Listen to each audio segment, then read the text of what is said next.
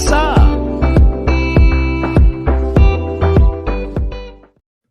Well, welcome to the Just As Planned TV and podcast show, where we bring wedding experts to your home to provide you with insider tips and knowledge to help you make your special day go just as planned.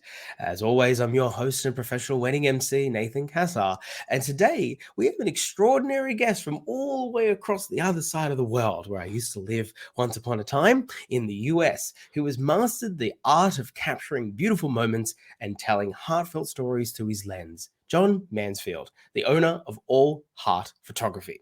Now, John is not only a talented wedding photographer, but also a family guy, it's my favorite show, amateur chef, and a coffee snob. I think you do really well in Australia, mate. With over a decade of experience in growing a successful photography business, John has become an expert in creating meaningful connections with his clients and capturing their true personalities. Today, we'll be diving into the world of wedding photography, exploring the key factors to consider when choosing a photographer who will work best for you. John will also be sharing insights on the latest trends to jump on and some to avoid, as well as practical tips on how to reduce stress on your wedding day. Because, let's face it, it can be sometimes. We'll also discuss the importance of preparing to feel comfortable in being front of the camera and how John helps his clients achieve that. And last but certainly not least, John will also guide us on defining your wedding style so that your personality shine through in every frame. So if you're a bride-to-be searching for the perfect photographer or looking for valuable tips and advice, this episode is certainly for you. Get ready to be inspired by the wisdom and expertise of the extraordinary John Mansfield. John, hello. Hello, Nathan. That was quite the intro. I'm like pumped up just to be here now. This is great. I was excited to be here before, and now I'm just like, oh, who is this John? I want to listen to this guy. This sounds great. So thank you so much for having me. I appreciate you saying that, because actually, it's I think almost every single host has said that, and I'm like, yeah, really nailing the intro thing. Thankfully, I know. Yeah, that's great. Yeah, being a host myself, that is. Intros are not super easy. They're tricky sometimes. Yeah. But yeah, no, you nailed it. You were so good. But yeah, I'm pumped to be here.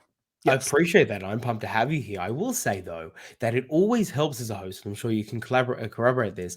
It always helps when the source material is good as well. So, yes. I mean, you're just as much to take claim for the great intro just as much as I delivered it. So, just so you're aware. Sweet team effort. We did it. Look at Absolutely. And tell me, before, like I mentioned, you do really well here being a coffee snob.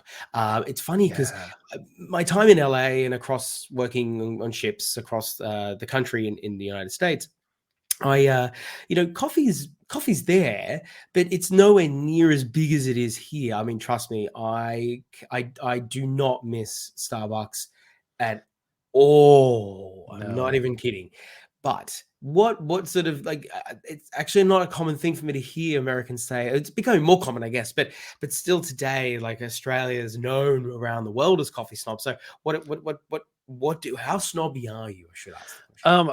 Probably in Australia, in that realm, probably not that snobby, but here in America, where everyone is just, all about their Starbucks caramel macchiatos and everything. I am definitely a snob where I do not like the Starbucks. I don't like the big chains. Anytime that I'm traveling somewhere, I'm constantly looking up local coffee shops, and I always judge them on their cortado. If they can make a good cortado, what's that? Then it's let's see, it's equal parts espresso, so it's like a shot or two of espresso, and then some like slightly textured milk, like steamed milk on top of that. And it's great. It's nice and smooth and creamy and not too sweet, because it's just the textured milk. And if they can do that well, then we have that here. Okay. I mean, maybe I don't know. I have to ask my parents, because they're like way more coffee snobs than I am. They got like a $3,000 DeLonghi machine or whatever. But I'm barely, like an instant coffee. That's my dream, to have those. Yes. We've got to be a responsible dad. The kids come first. But they do. Yes. But Yeah, wow. I have to ask about that. I'll see if I go around. I'll just type it in cortados in Australia and see if I can find one, and I'll report Yeah. back. Well, most of the coffee shops here too, like if I go to a Starbucks or something, um, they don't know what a cortado is, and I have to explain it to them.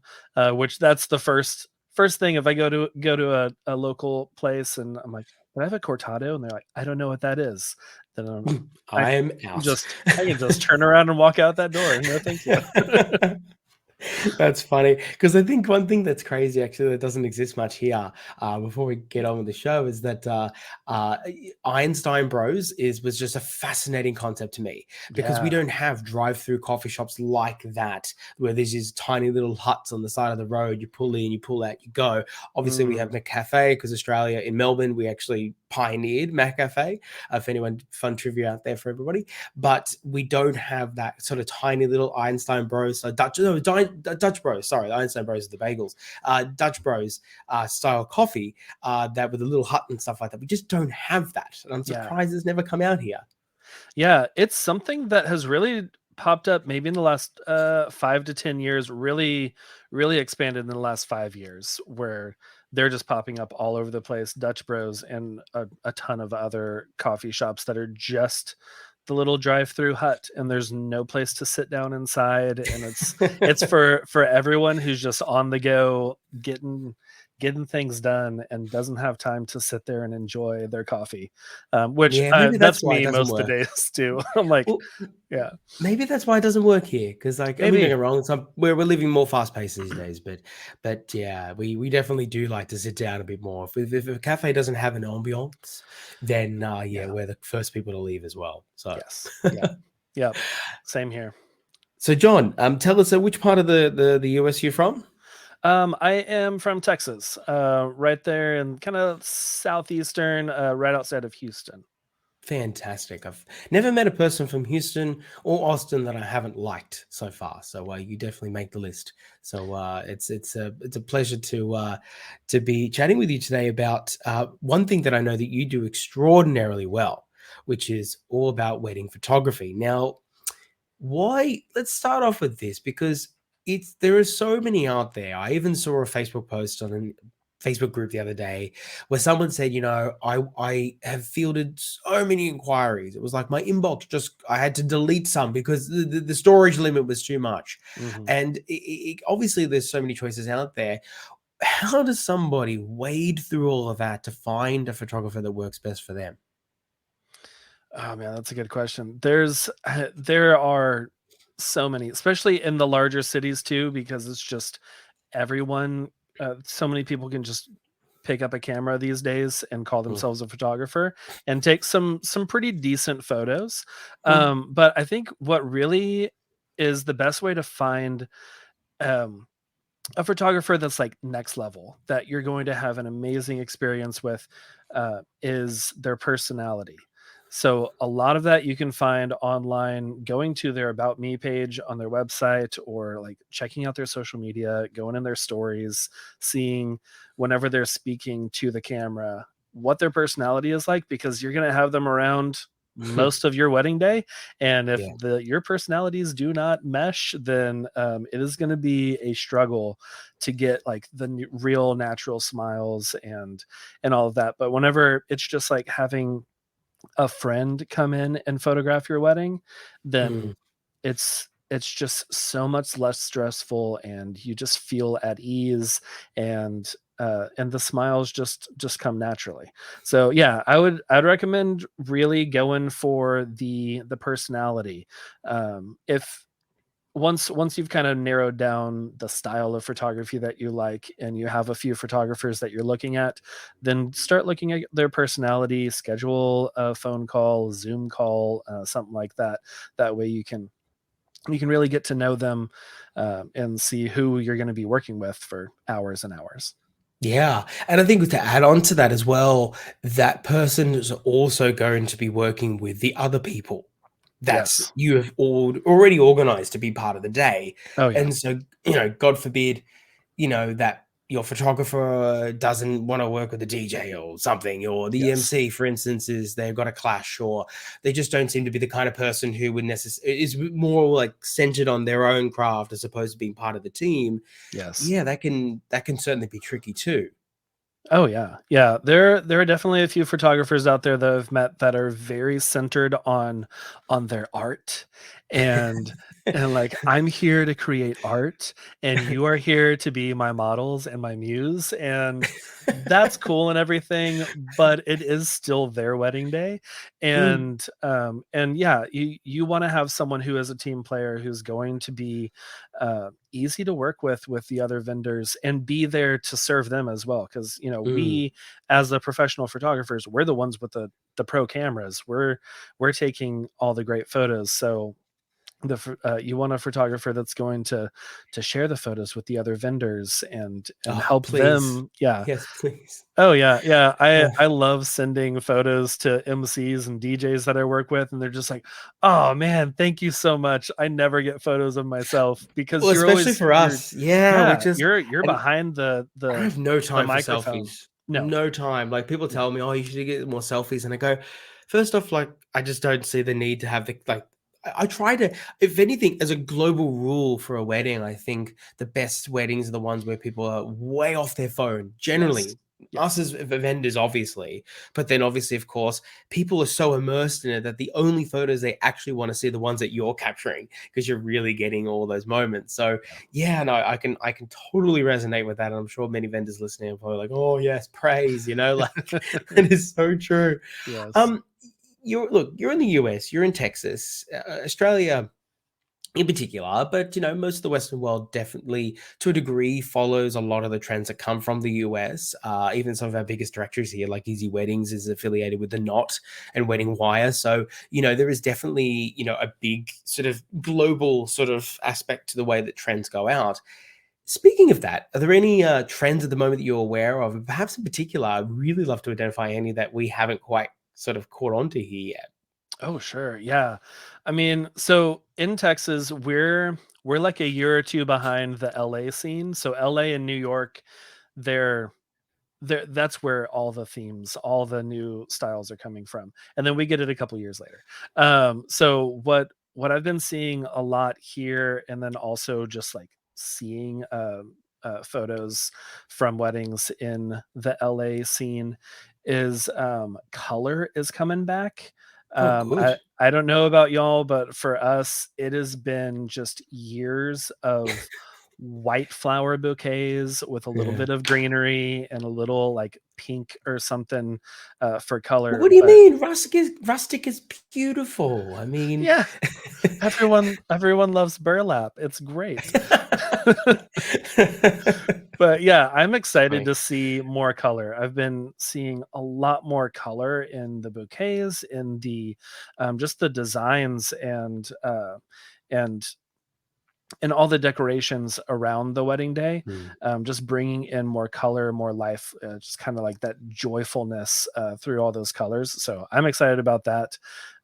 And with that, I've also seen a lot of less of the like the matchy matchy wedding attendant attire. So not Mm, everyone wearing mm, the same kind of dress and not everyone wearing the same tux with the matching ties, but more of like a color scheme of everything is going to be purple and you pick what shade of purple you want to wear. mm, So mm. everyone is still kind of grouped together to where they look like a group, but they still have their individuality, they still have their personality, and they're not like, this is not a dress for my body type and this I'm going to have to suffer through this for 10 hours.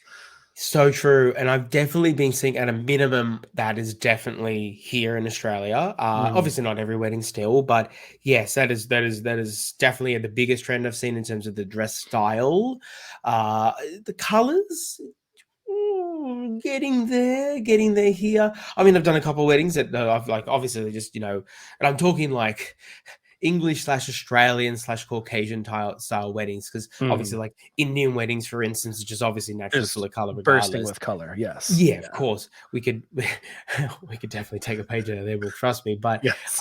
those weddings I love doing, because like it's just like you walk into, it's like being in Technicolor for the very first time in your life, you know. Oh yeah. Um but yeah, no, that's so true, actually. And it's so nice to see that it's slowly trickling back. People are discovering that a rainbow exists, and that's how we need to Yes. use all the colors available. Yes, yeah, and it doesn't have to be I feel like people went, like, super elegant for a while, whereas just, like, black and white weddings, black tie, just Mm, back to, like, the old school basics, and now mm. we're starting to bring a little bit more personality back into weddings, which I'm I'm here for it. I am here for personality. Bring all the personality. I love it. Yes, yeah. Now, something that can definitely be an inhibitor of a personality is stress on a wedding day. Yeah. So, how do you, obviously, because you, as you said, you're there with the bride and groom a lot. And so you're with the couple quite a lot. And it's important that, I actually rely on the photographers and videographers to be the initial touch point in the day to keep the couple stress free until the celebrant gets them, and then I'm trusting them, and then they can finally trust me to take over to Mhm. carry the rest of it through. So as the first sort of point of call as a professional outside of the humdrum of the family environment, how do you recommend people typically reduce stress on the wedding day, and particularly even the role that you play? How do you, even what's your sort of hot tips on how you go about that? Yeah, my tips of how I reduce my stress or reduce the couple stress, Sure, both. I or mean, both. hey, why not? We can go back to the coffee snob thing for how I reduce my stress. I get a nice coffee on my way out, make sure that I've eaten something that day because that is not Mm, always something that I remember. Especially the weddings that start like at 10 or 11 a.m. mm. and I forget that I'm not going to be eating lunch that day, and then 6 o'clock comes around and I am angry. Yeah, I was gonna Um, say, no one wants a hangry photographer, no, like no, yeah, get over here, smile. Okay, where's the food? But yeah, I mean the ways that I help my couples to reduce stress, and what I would suggest for couples out there is to really prepare and to think ahead of time. So this Mm, starts before the wedding day, where you're thinking of, I've got an emergency kit that I take with me that mm. has band-aids and Tylenol and like headache medicine and stuff, because you never know what's going to happen uh, on the wedding day, and also things like extra shoelaces, because I don't know how Mm. many times I've had a groom in rented shoes pull his shoelaces Oh, too tight, and then they yeah. just snap, and they're like, I don't know, I don't have any other shoelaces, what do I do? And I've just got some brown and some black, and that Mm, works for most of the time. And having that kind of preparedness of, safety pins in case a strap on a dress breaks, you can safety pin it on the inside. It's going to hold up through most of the dance floor. But having that preparedness before the day, that way once you get there, mm. you're not worried if something happens. If someone has, they've rubbed a blister on their heel, you're like, we got some band-aids over in the emergency box over there, take care of it. I'm not going to stress. Also, appointing someone who is not you. If you are the bride, the groom, anyone who's getting married that day, you do not need to be a point person for anyone to come to with Very any true. sort of problems. So having someone, even someone who's not even in the wedding party, Mm, but just we have what we call house parties here. I don't know if that's the same terminology there, but it's kind of like second tier wedding party, where they're around, they're not dressed up and standing up there with you, but they're just kind of like there do you to know, I help. actually just literally, there's like hand of a heart, learnt that phrase today, Okay, because I nice. just received some notes and some feedback for a couple that I've got coming up on in June, mid June, and she's used to live in the States, and so she mentioned There the you word go. phrase house party. I was like, I feel like this is an American thing, so I'm gonna have to Uh, look it it must up. be. But yeah, yeah, having someone just appointing them of like, if anything goes wrong today, just go to Catherine. She is going to be your point person, and she is going to take care of this, so that you, the bride, the groom, you don't have to deal with all of that. You know that someone else is taking care of all the things that might go wrong. Good old Catherine. Yes. You can always rely on her. Oh yeah. So okay, so we're stress free. We're good. We've got Catherine taking care of everything. Mhm. You as the vendor, you're not hangry. You're good too, and everything's working great. But then, people, we're not, most of us aren't comfortable on camera. Most of us, haven't, we're not trained models, or really, we don't do any more camera work except take selfies for TikTok or Instagram or Snapchat or whatever. Right. And so, how do you then get people prepared for the paparazzi slog that basically is a wedding day? Yeah. A lot of that is getting to know your photographer. Talk to them before the wedding day, before you ever step in front of the camera, and get to know them a little bit. So it's not just like, okay, there's a lens right in my face, and now I feel weird and like, how do I look here? Do I look you in the eye? And it's that weird feeling of that paparazzi style. But whenever you know the person, at least for a small little bit before the camera comes out, if you know that person behind the camera, it feels a lot more comfortable to be there and allow them to take your photos. But Mm. also, like, some tips for while you're in front of the camera is, honestly, just try to ignore it, unless they're asking you to like look, dead through the No, I lens. don't see you. Yeah. Sorry. Yeah. Sorry, no more pictures, please. We're done. But yeah, just try to ignore the third wheel there and just focus on you and your partner, Mm. and try and take in that wedding day, because it goes so quickly. And Yep. by the end of the night, you're like, what? We've been here for like 14 hours. How did Mm. this go by already? And just try and take in those moments and have like the sweet little cuddly moments where you're just like snuggled up together and your eyes are closed and you're just feeling each other, and it feels natural, it feels safe, it feels normal.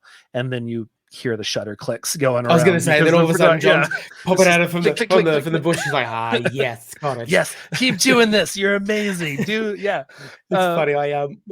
When during speeches and stuff, or like when so depending on the vibe and so forth, there's been a couple of moments where there's been a really emotional speech and it's been really funny and everything else, but there's been a lot of tears and everything, and I love making light of the fact that, and then I say to people, guys, just a bit of a behind the scenes sort of idea of how we as vendors work today. There is we photographers love it when someone is just blubbering away because they just want to get that one tear that just goes yes. down and that little glisten like the cartoon. That's Hmm. gold. That wins them awards. Oh So yeah. Yeah, I recently had that at a wedding where the bride and groom, they didn't want to see each other before, so they just like, I set them up back to back and they held hands and they were talking together, and she was oh, just that's going really on. nice. Yeah, I love doing that where you still have the tradition of not seeing each other before. You Yeah. want to stay traditional and all that. I'm like, who cares about tradition? Let's go. That's But actually, I've never heard of that before. That is really, yeah, really, I've not actually ever seen that. And there we I go. haven't seen every single photo, but Wedding that, wedding trends. This is, we can go back to that. Circle yeah, back. wow. Oh, But wow. yeah, Bookmark that one, folks. Yeah. yeah, first touches are so great, and it really, again, kind of tie in with that stress level. It lowers your stress to be there with your partner. Even if it's an hour, 30 minutes before the ceremony time, where you just have 3 to 5 minutes to where you can stand there, hold Mm. hands around the corner of the building, through a door, and just be able to talk to each other. But they were holding Love that. hands like back to back, and they were holding both of their hands, and he couldn't do Mm. anything, and just this giant tear started rolling down his cheek, and I was like, this is it. This is an award-winning photo right here. I'm ready for this. And it was great. It turned out great. On the outside, you're like, "Oh, that's so beautiful." Yep. Like, wow. And inside, you're like, "Yes, more Yes. weddings." Uh-huh.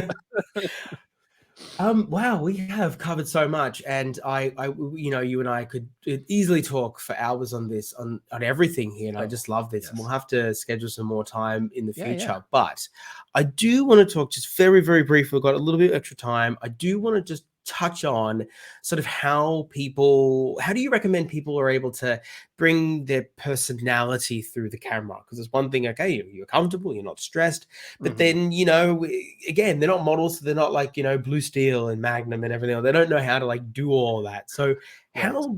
how do people then just find themselves in that split second? Yeah, it really motion helps a lot. So if you're standing there and you're stiff and you're just like holding each other's hands and looking at the camera, it's really easy to get in your head and be like, "Is this my natural smile? I don't know. What are my eyes doing?" And just like get that nervousness of I don't know what I'm doing. I don't know where to put Mm, my hands.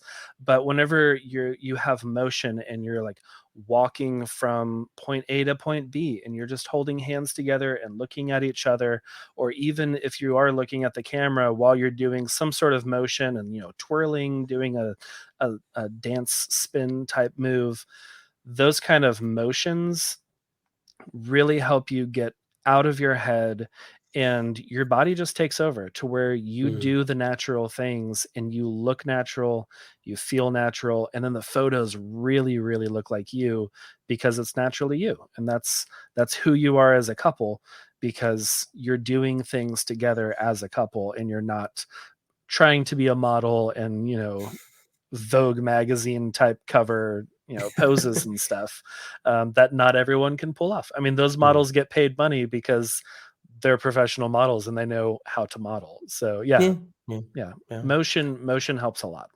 I love that. That is, I never thought of that before. I have Wow, I must say, John, like genuinely, I've learnt a lot today personally, and also I'm sure everyone listening, vendor or of course couple, have learned a lot today. So this is why Australia, tunes into so much, US culture and TV and Mhm. everything, because hey, you guys just there's just something about this kind of stuff that you guys do so well.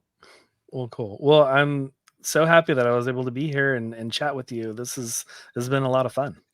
Absolutely, same for here, and take care over there. Eh? Absolutely. You too. Well, there you have it.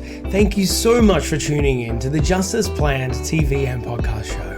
We hope you enjoyed this episode and found some valuable insights and tips to help you plan your dream wedding.